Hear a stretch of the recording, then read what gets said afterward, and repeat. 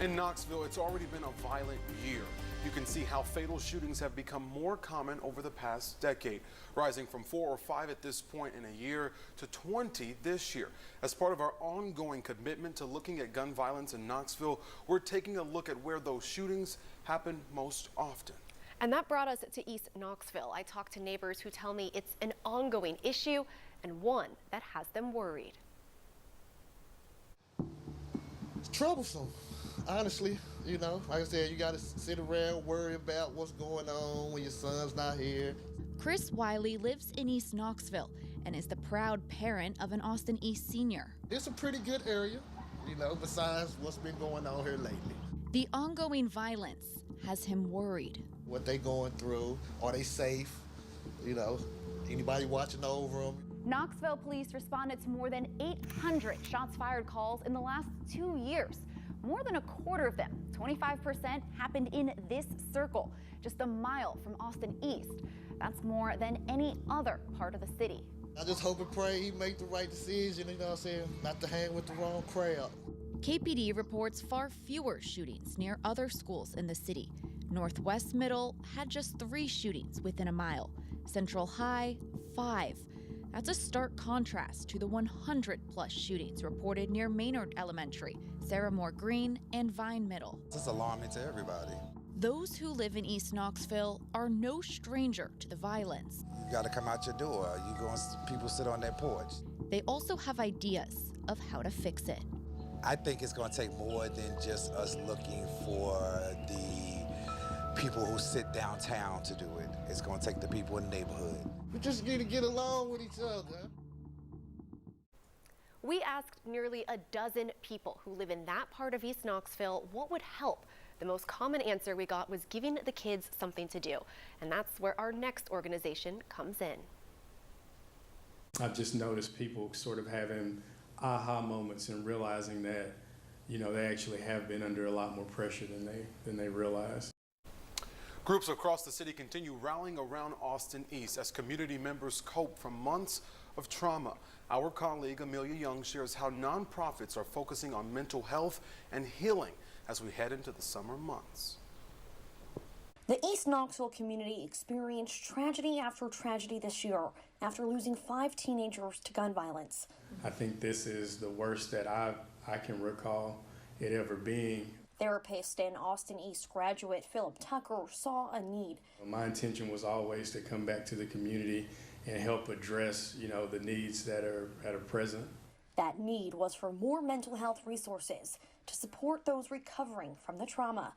With the help from the Change Center and Shore Foundation, Tucker is leading group counseling over the next month for Austin East students, parents, youth providers, and teachers. Now is the perfect time to sort of check in and make sure that, you know, our mental health is being addressed.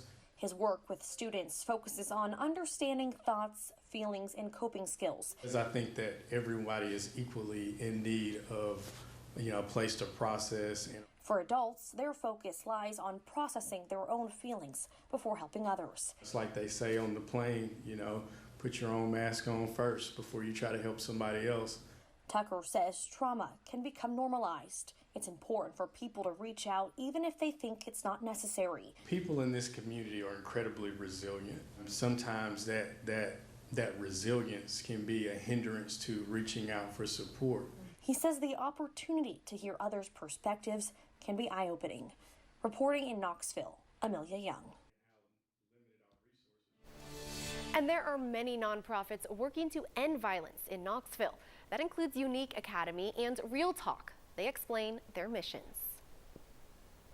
My name is Reggie Jenkins, originally from Memphis, Tennessee. I'm the executive director of Unique Academy. Unique Academy is a 501c3 nonprofit organization dedicated to the transformation of African-American youth locally in Knoxville. You know, it's that old adage, it takes a village to raise a child, so I just try to be one of the people in the village because a lot of our youth are lacking certain elements that can help them be all the men or women they can be. So there's a direct correlation between education and opportunity, lack of education, and incarceration. And so I think we need more community organizations to supplement and support, because teachers in schools are they burnt out, you know, especially with COVID. And so I think we need more support in the community to help them and have after-school programs and Saturday school programs to offset what's going on. It's easier to create strong children instead of trying to repair broken men. And so we want to put that seed in the ground and start dealing with fertile soil as opposed to damaged soil and trying to repair that. So that's our intention. And so we can really impact these children at this age range. It'll last them for a lifetime. My name is Clarence Swearingen. I am one of the administrators at Vine Middle School. I am also the proud founder of Real Talk Mentoring, Inc. I started that program here at Vine in 2009, 2010 with 4 kids, and have been fortunate and blessed to be able to expand that program to now serving 13 schools with over 450 kids in the program. We have real conversation. We give them real solutions.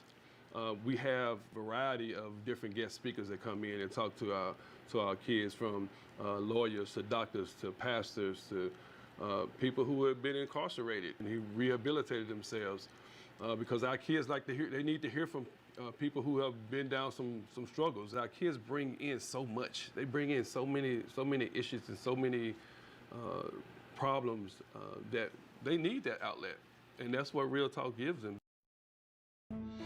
Right now online, you can learn more about these nonprofits and other groups working to improve the lives of young people across the city. How to help, how to donate, and how to get involved right now on the WBIR app. After the break, hear from 2 former gang members about how they got caught up in that life and how they're fighting now to stop the cycle.